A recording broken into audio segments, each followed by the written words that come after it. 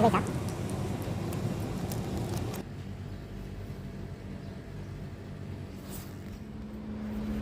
Guys, स्वागत छ मेरो नयाँ ब्लगमा। आज पनि हिजो जस्तै ड्युटी जाने बेलामा ब्लग स्टार्ट गरेको छु। लास्टै गर्मी स्याहार काम हिँड्न पनि नसक्ने नि। अनि त्यो गर्मी के गरेर जाने हो ड्युटी। यहाँ वेस्टर्न रहेछ, म त्यहाँ गएर केही किनेर ब्रेकफास्ट गरेर जान्छु साथी हो। त्यहाँनिर भित्र क्यामेरा सेट भिडियो बनाउनु दिँदैन होला, गएर किनेपछि तपाईँ पछि देखाउँछु ल।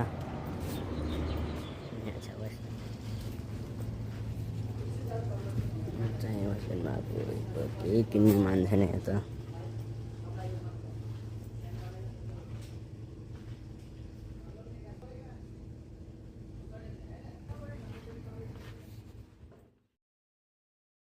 चाहिँ यो किनौँ कि भनेर सोचेको। यस्तो पङ्खा मार्केट गएर किन्ने छोला जाम्टा दुईवटा, एउटा यो अनि एउटा यो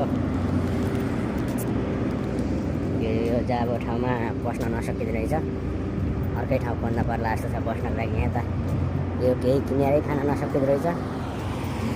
यति महँगो छ होइन, के भनौँ।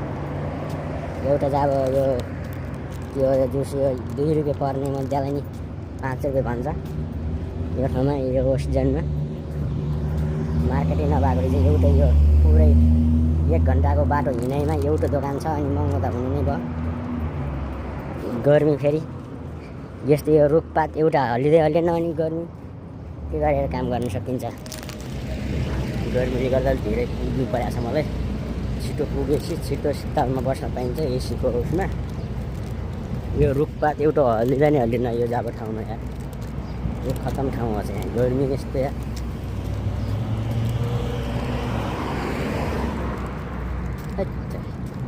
यो सिङ्गल फेरि लाइ गर्छ, मान्छे होस् नहोस्, गाडी होस् नहोस्, उभिन पर्छ यो जाबो सिङ्गलमा। फेरि यो राम्रो त हो, तर भए पनि हामीलाई चाहिँ अब यस्तो गर्मीमा अब चाहिँ हिँड्न नसकिने रहेछ गर्मीमा। मैले चाहिँ सोचेँ साथी हो, भोलि एउटा चस किन्नुपर्छ। त्यो चस नलगाइकन भएन, आँखामा आँखा हेर्नु नपाउँदो रहेछ। अनि हिँडेपछि त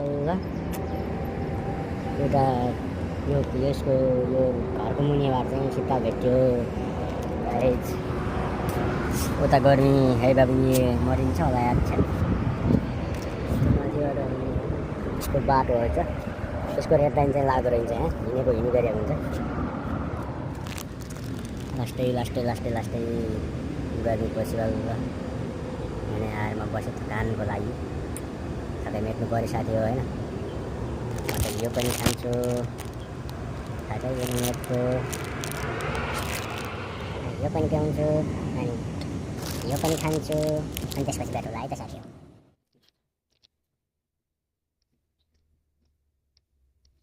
ठिकै छ, टेस्ट पनि ठिकै छ त। यस्तो छ गाइस, तर चाहिँ सोध्यौँ कि त्यही नै हो।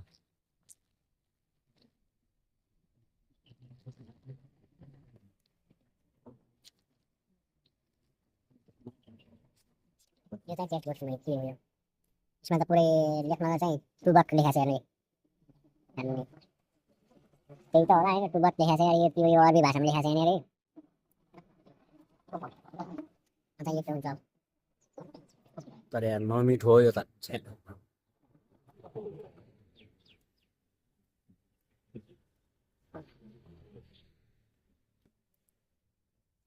इसको कीवी को छ, कीवी और लेमन हो, पूरा खट्टा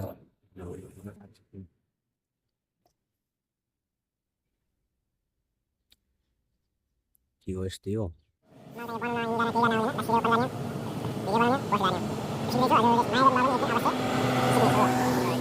लागि यति नै। अब भेटौँला भोलि अर्को दिन।